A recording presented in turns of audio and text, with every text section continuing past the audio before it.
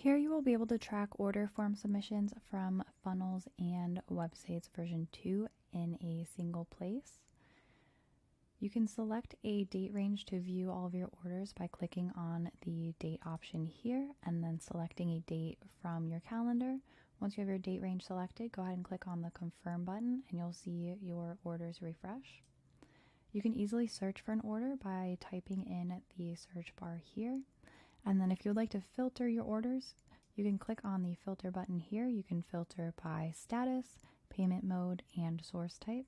So with status, you have the option to view all, completed, canceled, or pending. With payment mode, you have option to view all, live mode, or test mode. And then with source type, you have the option to view all funnels or websites. Once you have your filter selected, click on the apply button here and then you'll see your order table refresh. If you would like to download your orders at any time, click on the download button here and that will download into a CSV file for you. If you're not seeing any orders here, that means that no orders have been created.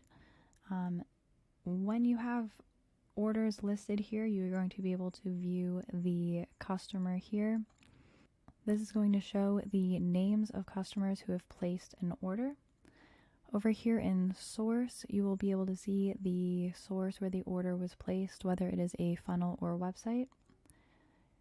Items will be listed here under items.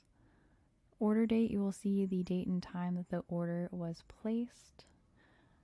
Under amount, you'll see the amount of each item or order that was purchased.